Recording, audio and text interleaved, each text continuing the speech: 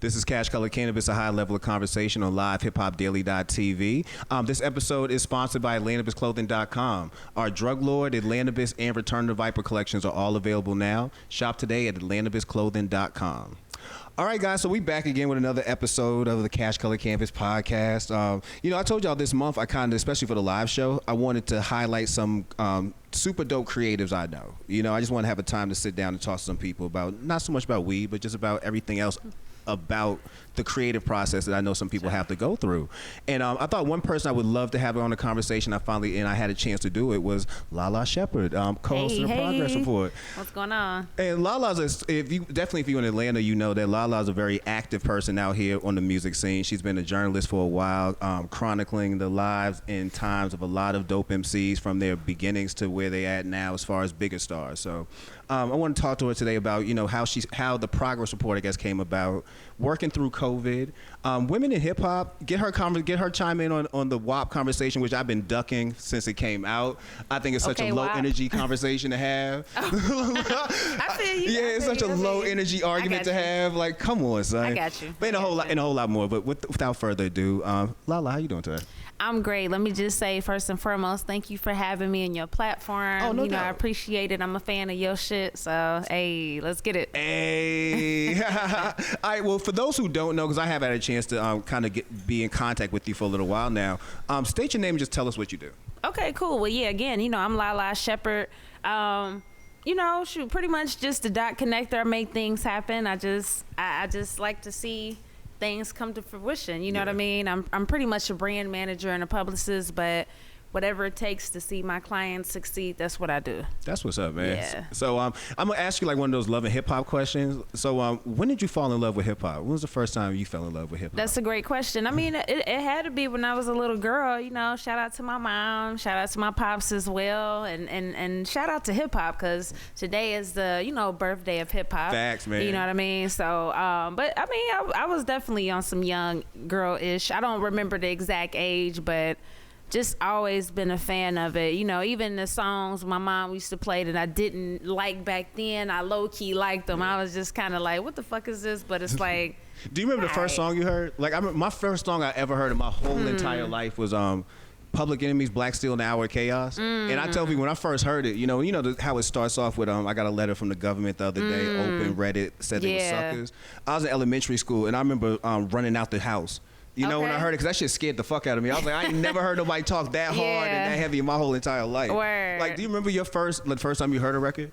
I mean, it was so many records. Again, shout out to my mom, my godmom. They put me on so much shit. I think the first record that I vividly remembered, hip hop and urban influence was Michael Jackson's Thriller. The shit scared the fuck out of me. That too, man. That shit was zoned so me scary out. for as a kid? It was weird. The video was dark. My mom used to, try to scare me and shit. I don't know. I just didn't like the whole vibe, but I appreciated it. But maybe Eazy-E, NWA. I don't know. Jeez, man. Like what's crazy though? Thriller used to scare me too, and my sister would do this. She would play it for me after school, like it was just me and her. Yeah. And you already knew what it was about. You know what I mean? Like, I'm too young to comprehend some bullshit. Everything I'm about to hear.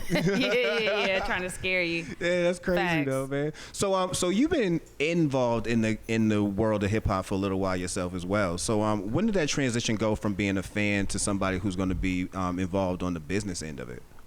Shoot. I mean, I would low key have to say maybe college days. I mean, even high school days, I kind of got my feet wet in my hometown, Cincinnati, Ohio. Shout out to all the homies back in the hometown that gave me a chance. Shout out to one of the Queen cities. One of the Queen cities. But I mean, technically speaking, when I really, really got my foot in the door was when I moved to Atlanta, 2013. Okay. Yeah. What made you move down here? God told me to do it. It was just in my heart. That's it. You know what I mean? And I graduated college, so I'm like, shit, I'm about to do what the hell I want to do now. So you didn't go to school? Where'd you go to school at? I went to school my first year in New York, which was St. John's. Shout out to St. John's and all the homies in New York. And that's a good mass comm great school. Then my last 3 years, I went to Xavier University, which is in Cincinnati, Ohio. Okay, you went to good schools. Yeah, I did. On the low. On the low, but I'm good at school though. Yeah. It wasn't nothing. I was just good at school. Girl, man, I wish I was terrible at it. Like I was the blueprint of a kid who you might have to teach different. Like I was that kid. Like I knew from probably by the time I graduated high school, I knew that I can't function in the system that y'all kind of have. Like I'll never be that dude. Respect. I think it come down to the teachers too. Like salute to the good teachers. Fuck the bad teachers. But the good teachers, they undervalued. Yes. And I appreciate them. Yeah, facts, man. Teachers deserve more money. Definitely Big facts. Fund them a lot more. Absolutely. When it came to let's speak about the journalist side of life. So you got down here, you got down here from Xavier University. You're in Atlanta in 2013. What hit you when it came to that I'm gonna transition over to here where I'm gonna work on journalism. I'm gonna do PR. What led to that? I didn't see any other black women doing it like I was doing it. I mean, like I've always been infatuated with trap music and rap and just the street culture of the music shit. Yeah. And I understood both sides because again, I went to school, but I got people in the streets doing shit. So it's like I wanted to be the voice of reason for them, and do it in a way where it was still respected to the other side of it that didn't get it and didn't come for that. So it was really just that. It was just and also too, I will say. I came up being a personal assistant / music manager for some people, so it was just more so like I got too many relationships, so let me start the progress report so we can figure out a way to expose these relationships in a good way for both of us. That's lit, man. Yeah. So when I first came across the progress report, it was matter of fact, it was years ago when I had a show called Notes from the Underground that we used to do over at Highly Unique Radio. Okay. And when I first got over to Highly Unique, I remember seeing all your branding. I was like, progress report. One, I thought it was just dope. Some of the logos you had, I thought that was lit for sure as fuck. And then I sat and watched the show one day, and I remember just being I have a fan, like I fan out about journalism. I fan out about really good reporting and really good shows. And I remember just sitting there being in awe because I was like, this is really, really, really, really, really, really dope. And then I saw that y'all was coming up live Hip Hop Daily, and I was like, it's almost like poetry in motion at this point, man. Like I'm watching them like really grow. But how did the progress report come about in the first place? Like when did the idea for the show come about? I mean, it was born in a really dark place when I was, going through a lot of bullshit. And again, it was one of those things. I was going through a lot, just a transition in my life. God was just trying to tell me like, yo, you gotta figure it out. You gotta do what you need to do and what you was called to do. And that was just really it. I'm super loyal. Sometimes that's bad just because it's like, I'm so loyal sometimes to the point where it's like I'll stay in a situation because it's like I'm loyal to it. And it was just time for me to grow from a particular situation and really just find my own lane. And really that was essentially it. I just had to find my own lane and things. So God had to put me through some hard shit so I could really do it, because if it wouldn't have been hard for me, I wouldn't have done it. Yeah, being loyal to a fault, that's something that could really, that happens a lot in the music industry. You really sure. you see something start up from where you feel like it's the beginning. You don't want to let that go so easy. You know what I mean? But there'll be so many, I've been in that position myself, there'll be so many red flags that tell you should so many let of course this go. Let the situation it'd be so go, many. Man. It's almost like a bad relationship, like facts. Just let it go, man. Facts for sure. So the progress report came from, like you say, coming from a bad place. It definitely turned into a good situation. When it first started off, was it just you yourself, and then you found XL, and then you found Britt, or how did it come? How did the grouping come together? Yeah, that's a great question. Again, it was me, in a bad space in my life, and just like, man, I gotta figure this shit out. I love what I do. I love the culture. I gotta figure this shit out for LaLaa. Yeah. So it came about, I remember hitting my mom like, yo, you like this name? She was like, it's cool. I'm like, what? This name is hard. What do you mean?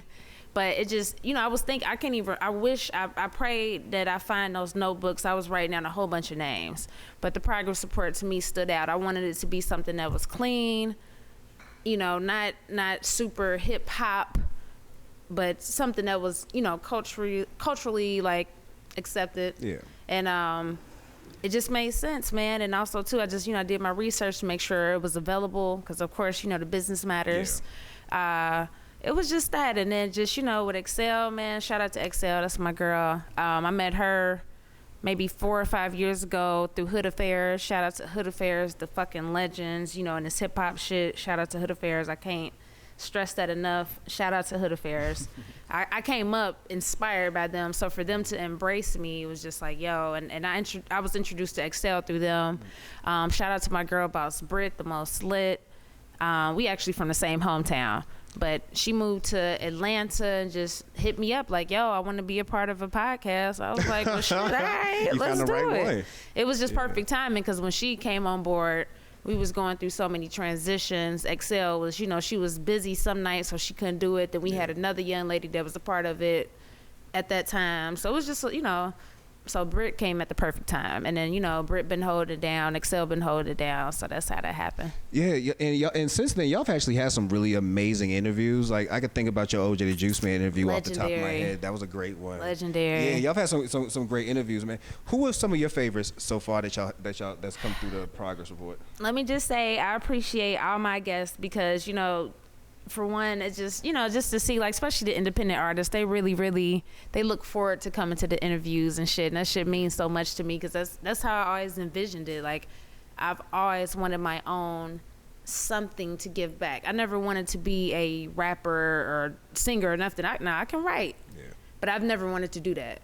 But I always envisioned having my own magazine or own platform. So to do that is just fucking amazing. But shit, of course, that OJ interview that went viral was actually our second one. He came and did the first one at a long time ago at my first radio station. So salute to OJ because he's so solid. For him to even come and do the interviews, didn't even know me back then, was just like, damn. He was always one of my favorite rappers, so that meant the utmost. And then W.A.P, love W.A.P to this day, one of my favorite fucking rappers. Diamond of Crime Mob. I mean, it's just so many. I'm just humbled and thankful for real. That's what's up, man. For real. It's dope to see the growth of the show. Not for real. Yeah, it's definitely dope to see the growth of the show. When it comes to the guests that you pick, I know that it seems that you really try to highlight independent artists, but you also bring on established acts as well. What is it like as far as the process of actually finding a guest? Like, where do you start off just kind of just going through, like, say, playlists and just trying to find somebody who you actually feel is dope, or what's the process like between you guys? It's a great question as well. Early on it was more so like, let me hit all the folks that I got relationships with. Yeah. So it was bigger name people because I wanted to make sure that our shit popped off, so it was all Zaytoven from shit, I can't even remember, Sunny Digital, the Schoolie, all the people that I've did things for, whether bringing them business or doing write-ups or blog placements.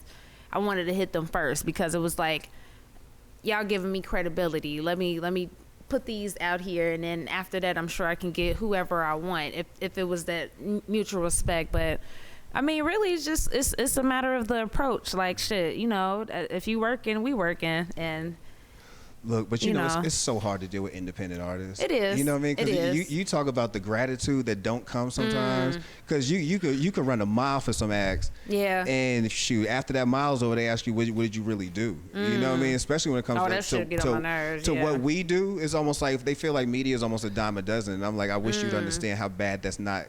How much that's not true.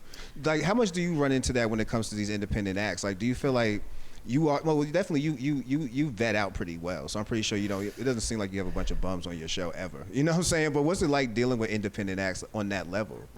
My first title, I'm a brand manager / publicist, so I work with plenty of independent artists.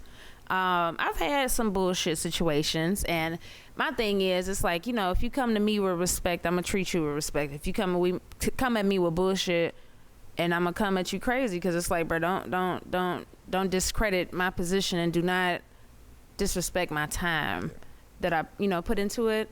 I just had to check somebody the other day. I don't want to put you on blast, but I low-key want to, because it was like, nigga, you tried me. But Bro, it's she's like, on a live show and live. I don't give a fuck. Said, I'm not gonna put you but on I don't want to blast. play him like that. I don't want to play him. But it was, my thing is, it's like, again, it's like, I feel like when people approach me, you coming to me because you know what's up. You know what I'm saying? Do your research. And then also, too, if I approach you, I'm going to send you my links. Do your research on your own time. You know what I mean? So it's like, I probably got tried maybe about 3 or 4 times throughout this whole time. Other than that, niggas know what's up. Girl, I know, especially on the publicist side, you know, because again, it's one of those situations where media overall, Yeah. artists, like I especially speak from the music side because I've been in music for a very long time. Mm-hmm. Artists, man, you definitely need us way more than we need you. Like there's a more art. Trust me, you know what I'm saying? It go Way hand more in than hand. It go hand in hand. And it's almost like you can't. I hate that sometimes I look at artists like you ignore the importance of the media that you're sitting in front of. You know what I mean? And I think that there's a level of respect that I feel like some artists need to start learning that this isn't some shit that you should just be gifted with. Like you shouldn't just because you asked doesn't mean you should get an interview. Like first think about do you have 40 minutes of a conversation in you? Like Period. I think that all the time when I think about the podcast. Period. Do you have 40 minutes of a conversation in you? Like a lot of people don't. No. Period. No, I've seen y'all on live. Like some people take 15 minutes just to break down a blunt and stare at the person on there. Nigga smoke the blunt. What's good? and stare at the blunt, man. You know, one thing I do love about Progress Report as well is that you really have a super dope platform for women in hip hop. For sure. Especially when it comes to the cipher you do. Speak to us about one, how the cipher came about, and two, the importance of making sure there's a platform out there for women in hip hop. Okay, well, let me backtrack and just say I do provide media training as well. So all of my clients, I don't play that shit. Like I you know, I've had clients before that went to interviews and they don't be prepared. We don't do that no more. It's like, yo, it's be prepared for your interviews. And also too, I think with this pandemic, I think that a lot of people see the importance of media because for a minute we really were the only things that was going on, these virtual interviews and stuff. So I think people get it now. Yeah. But in regards to the cipher and just putting together platforms for women, I got to salute Jay Lee. You know, Jay Lee, she was one of our participants of our first cipher. She from Cincinnati, Ohio. She been doing that. And I think, you know, really the idea was inspired from her. Like, yo, like, damn, Jay Lee used to do this. Let's put something together here in Atlanta, presented by the Progress Report. So salute to her. And, you know, again, we are an all-female platform, meaning all the hosts are female, but we got males on our team as well. But, I mean, I don't look at it like a gender thing. I feel like I'm one of the guys or I'm one of the girls. Like, I'm just as dope as all these niggas and I'm just as dope as all these other bitches that's doing it just because that's just me. So I don't look at it as a gender thing. But I do look at it as a gender thing for the fact that I do understand it may be of the young ladies that look up to me. Yeah. But it's like, if it's in your heart, just do that shit. But what y'all do is definitely needed because we don't have a platform that really allows for a diverse crop of women rappers. You know, for the longest, it's been an archetype. You know what I'm saying? That's There'll be true. a little Kim, that is there'll true. be a Foxy Brown, and you'll have like 12 of those. You That's know what I'm saying? That's a fact. You don't really have a spot, and you can't say that from even Two Dope Boys or Hot New Hip Hop. You're not gonna go in there and just see a slew of different varieties of women rappers. You know what I mean? So you do need a platform like y'all do gift out. The cipher though, like the cipher's dope. Like cipher's dope. I remember last year you kicked us out the studios for a cipher. Okay, I only kicked everybody out for the cipher because I get it. My thing is, okay, as a creative person, I get nervous before interviews. Believe it or not, I really do. It's just I get nervous before interviews. So I know if I get nervous before interviews, I know rappers get nervous before doing a cipher. Yeah. But let me salute again Jay Lee and London B. Fucking phenomenal. Yeah. Jay Lee did our first one, and London B did our second one. When I say those are true artists, no disrespect to the other young ladies that participated, but those are true artists. No hesitation. Came in, owned the room, just the whole vibe, and was just like, just owned it, killed it, did they verse, first take, perfect. You know what I mean? So I mean, I just be wanting to, I want people to feel comfortable when they come, and support us. I just want them to feel comfortable. That's all. I like London. You got London at the right time too. We she did. Was on that was Netflix perfect. Show too, that was perfect buddy. timing. And she did. It's not like she came through and just gave you lazy bars. No, like, I can recite her whole shit. Her shit phenomenal, yo. Yeah, she came through. She came through and really lit it up, and I thought that was dope as shit. She went crazy. Yeah. So but and I'm glad you brought up the fact that you kind of it's hard to kind of look at rap nowadays because I want to look at it from a straight down point of view, but it's really hard to do because we still do just as people we separate things. And I just saw a separation this weekend thanks to a song that dropped. That, like I said, that spun off into the most low energy conversations I've ever heard in my life about a record that meant nothing to nobody. Oh man. So how did you feel when Cardi? I guess it's Cardi's record, isn't it? The W.A.P. It's record? Cardi's record. How did you feel when Cardi dropped the record? Like, for one, what did you feel like when you first heard it? Let me just say this. I was actually supporting Boss Bread and DJ XL. They do the biggest all-girl party. Yeah. So I'm so low-key and chill. I just like to be in a club, have my smoke, hookah, and my drink. And I like listening to music, and I like seeing people's energy. I'm chill. That's fun for me. So as soon as the video dropped, I was in the club. So I didn't get to hear it, but I saw the video, and the video was fucking phenomenal. And what made it phenomenal was the imagery, the colors, the hair, the styling, and also too just putting on other women. Shout out to Suki Hana. We did an interview with her. That to me caught my attention. Yeah. So I didn't hear the song, but when I finally heard the song, it was two things. At first, I'm a hip hop head, but I'm also too I like stripper music. I like ratchet shit. I love all that shit. You're a traplicist. I'm a trap ass person for sure. I love all that shit. So it's like, I don't discriminate. I think my thing was we got to think about who's providing the music to us. It's Cardi and Megan. I want to hear some nasty shit from them. Yeah. When I saw the collab, I said it got to be fire. So it's like when I heard the song, I didn't love it at first, but then the second time I heard it, I just had to appreciate it for what it was. Two dope ass females. Yeah. They're known for what they're known for, and they collab for this record. It made sense. When I first heard it, right? Okay, so what you about to say? No, this is my legitimate opinion. When I first heard it, so my wife was at the house, and she's asleep, right? Okay. And she's a huge fan of Megan. For sure. Okay, wifey. Midnight cracks. Title gives me the alert. I'm like, all right, so let me listen to this record, right? Yep. So I listened to the record, and my first thought is, and this is why, and I'll give you my take, my 1, 2, 3, 4 points after this too. For sure. I listened to the record, and I'm like, one, this production is beyond bananas. Like, for one, the beat the beat is so minimal, and then the beat is so ridiculous. My first thought was, I named like 5 people could have ate that. Period. I was like, Fabulous, Old Nikki, like there's so many people that ate that beat. Salute to the Old Nikki. Bro, Old Nikki would have drove that beat into the ground. Like straight up.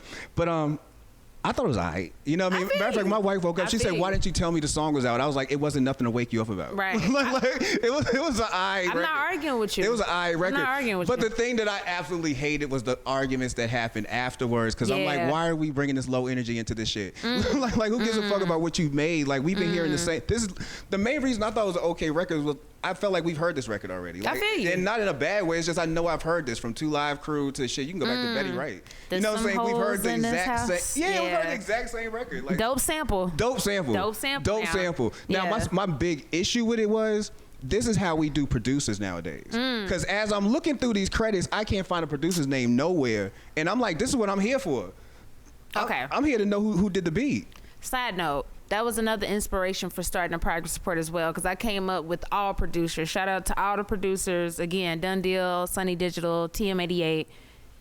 I did that shit for them too, because I fuck with the producer. So side note, I had to say that. So I thought that was the most disrespectful thing to me. I'm like, y'all gotta put this producer out here, man, because this. Who produced it? I still don't know. I still don't know. But I'm like, this beat drove this whole entire song. Like, trust me, this beat is this song. Like, these two, you could interchange anybody and put this on this record, and you still would have the same reaction. But I also thought, some of the reaction was just so over the top. Like, I mean, serious. Like, and I love the people who come from my generation who love saying shit like, back in the day we had artists like, saying it wasn't this Lil' Kim, we had Bahamadia. I dare you to name me a Bahamadia song.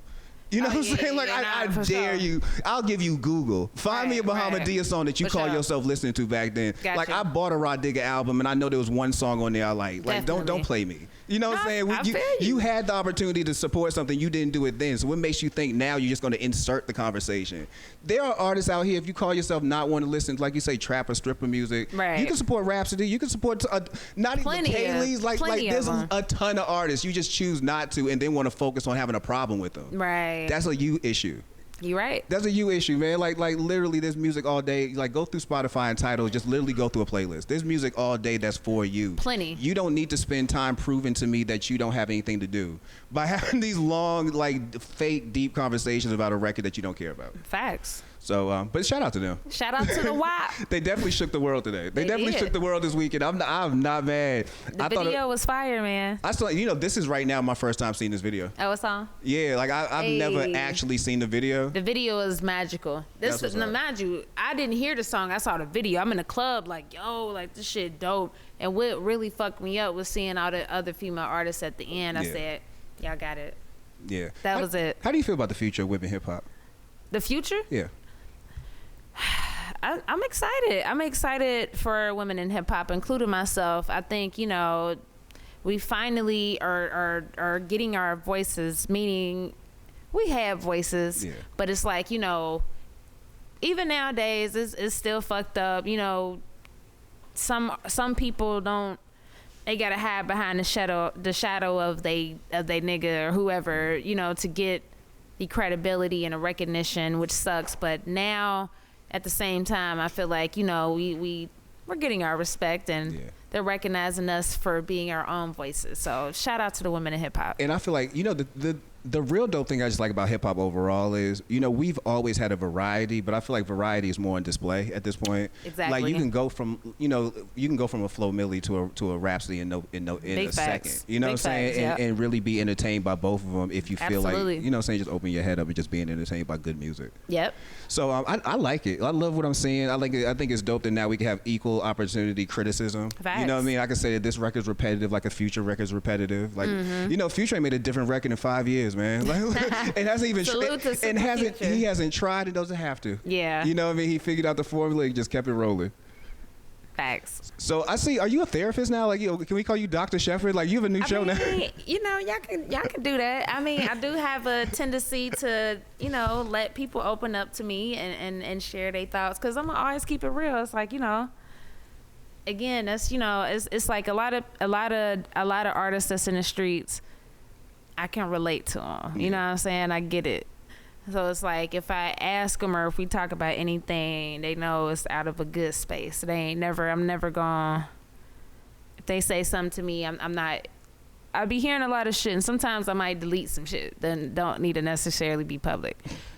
But, you know what I'm saying, it's therapeutic because I get it, you know what I'm saying? Especially, too, with some of these long-term relationships, I know what they be going through. So I ask them in a way that's going to be like, let it out. Because sometimes it's just, you just need to talk about shit. So what's the name of the new show now? Because like I said, I'm scrolling through Instagram, and I'm looking like, is she now a therapist? Like, you got rappers sitting on the couches, and what are you doling out advice? Yeah, it's called LaLaa Lands. It's a new segment. And again, with the Progress Report, we all got different segment. DJ Excel got her Blast of Trash. She just released a new episode tonight. Yeah, shout out with Erica Banks. Yeah. Boss Britt does the weekly evaluation. And, we got different segments as well. But, again, I'm just thankful, man. I love what I do. And I'm just thankful to be able to, share folks' stories. My bad. Now this is the first time we've seen this video. Hard. Is this like Alice in Wonderland? Or like? On the low. On the low, yo. Oh, okay. So, and it's also the hoes in the house. That's hilarious. You dig? That's hilarious. It's a dope visual, man. You gotta watch that shit. All right, that's what's up. My fault. I got distracted for a second. It's a great video. I get it. It's an awesome video. Yeah, I'm like, because I'm looking at the colors like you was mentioning. I'm like, is this Alice in Wonderland? No, the shit is lit. Yo, the hair, everything was just like, yo, I'm fucking with it for real. But the new segment is looking dope. Like I say, I just saw you drop the new one with Blazer. Yep. So speak to us about what's it like, I guess, kind of getting deep with artists like that, because I'm pretty just after my own history of dealing with rappers, it's not the easiest thing to get them to open up about anything. It's not. With the LaLaa Land in particular, I'm only gonna ask people on that I have relationships with, because again, you know how it is to get people to open up. It's kind of difficult. So I mean, I'm excited. It is what it is. It's just more so like, a lot of these folks I've been knowing for a minute. I already know they issues and they struggles based off what they told me, and also to their music. I pay attention, so it's like, I'm gonna ask questions that you said it, my nigga, so I'm gonna ask you about it. Let's talk about weed. Let's talk about weed. Let's talk about weed. Let's talk about weed. Let's talk about it. When was the first time you smoked? Oh man, I would never forget, yo. I was at my homegirl, Sweet 16. I got so fucking high with my other homegirl. She was such a bad influence on my life on the time, but she cool. But she was a terrible influence on me, yo, because I was so like a goody, and she showed me the different way. Man, she was like, yo, I got 2 of my niggas outside. Let's go smoke. It was just me and her, but everybody else was in the house, and don't know why I did it. Man, I could never stop laughing. That whole night I was getting weak as fuck. Yo, it was just fucking hilarious. That good Reggie. That good Reggie. Smoking we that got good big Reggie. high and big laughter. We came back in the house. Everybody knew we was high as shit. It was funny as fuck. It was so funny. That's what's up. Well, since then you become somewhat a professional smoker. Kinda. Somewhat a professional smoker. Kinda. Do you have a favorite strain?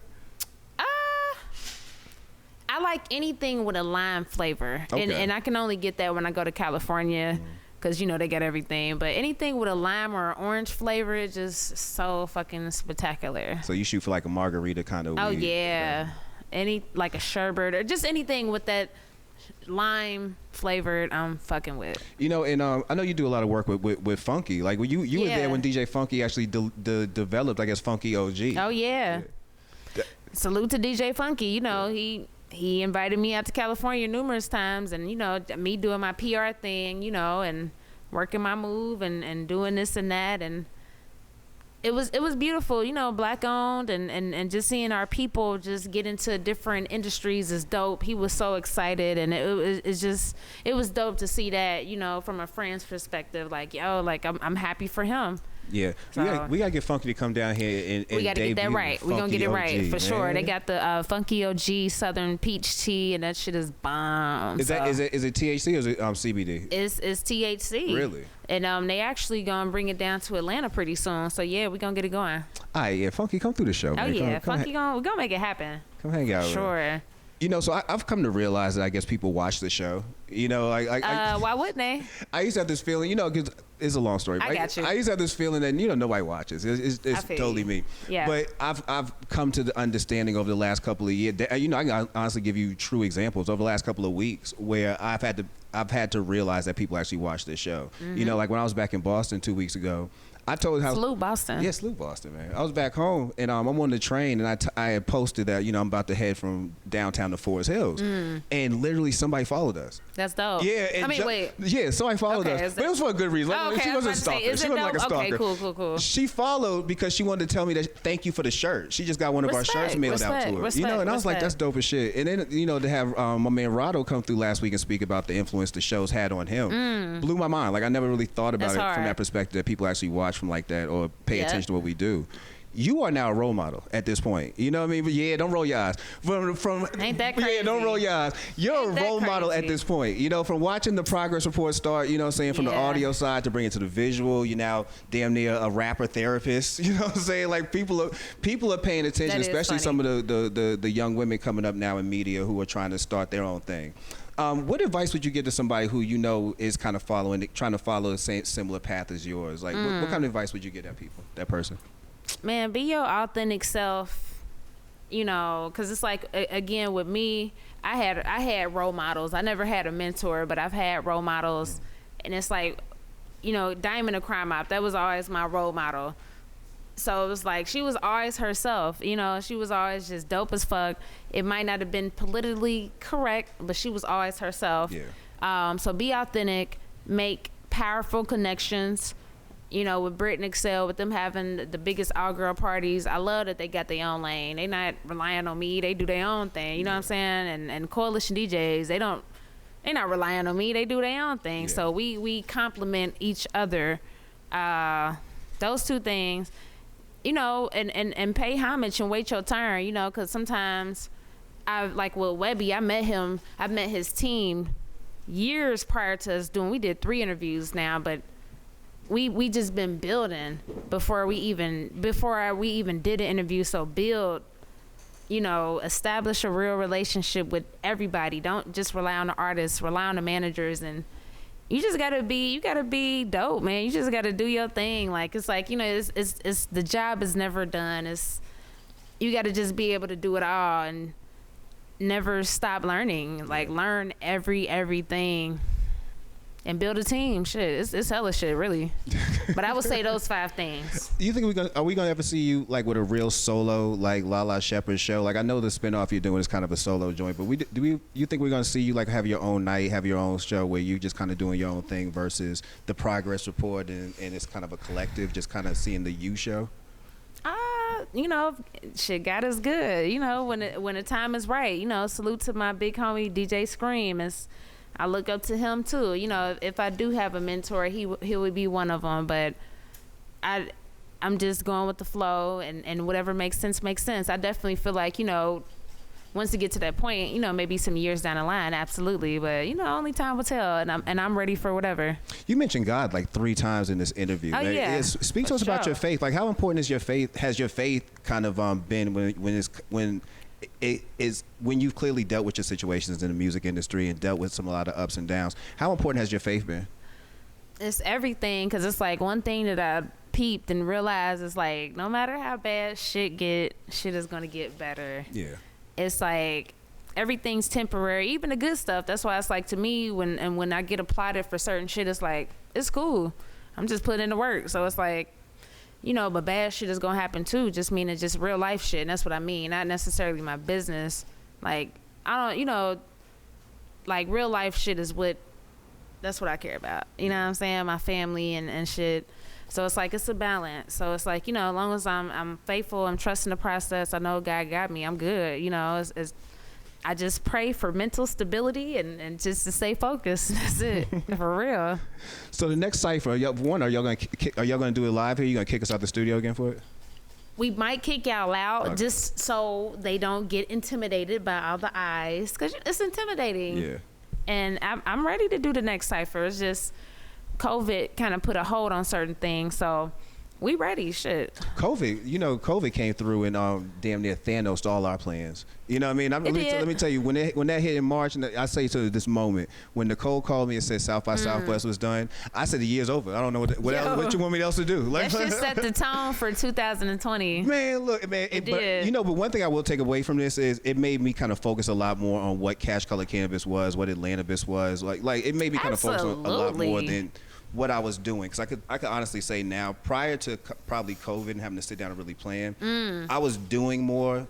I was just doing stuff. You know what I'm saying? Like, you going? Yeah, looking at it in retrospect, I was just doing stuff. Like, now it's a whole lot more planned out. Trust me. When it comes to COVID, what have you taken away from the whole situation of us just having this whole quarantine and going through this process? Like, has it helped you creatively? Or? Thank God for COVID. for let me say this: there's 2 sides of it. Yeah. You know, I'm praying for everybody that already had pre-existing health conditions, because it's not helping them, and I don't overlook that. And I know a few peers that passed from COVID, you know what I'm saying? So, but from a creator standpoint, and for me, I started off the year like I'm blessed, thankful, but it's just so much shit that I got going on. I just never had time to sit. So it's like when it happened, I've been praying for a break, like a respectable break. Like I wanted it to be a break. Well, don't lay me off, my nigga. But it's it's like, you know, let's take a break somehow. I didn't know how, but it's like, whenever it's like a thing, I can't be off work too long because I feel like I'm slipping.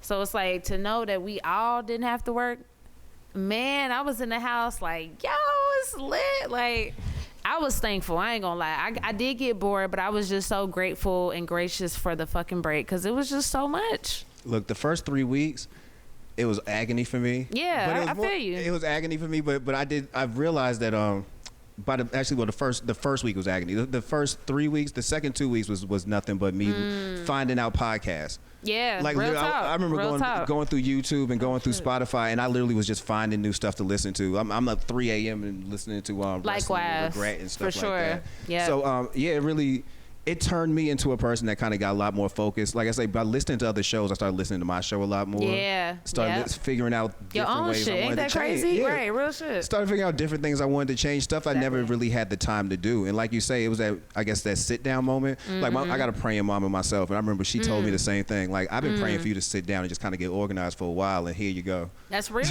For real. Yeah. Yeah, so again, we're praying for people who are actually going through issues. That's a whole different story. But yeah, I think that COVID was one of those things that it should have helps slow a mind down. Like I think we are as a society, we just move kind of fast. We don't really pay attention to a lot of things. Even when you watch on social media some of the quotes we pull, I see so many times we go back to the high school thing where we skim, like nobody just kind of reads through the whole thing. Oh yeah, I do this sometimes. And we get to the point now where we skim and argue. You know what I'm saying? Like somebody will just read a sentence and just go for it. Like you didn't even read the whole thing. Right. So yeah, I think the slowdown process was definitely needed, man. So I'm glad you learned a lot through COVID. I did as well. Yeah. So what's going to be the next evolution of LaLaa Shepard?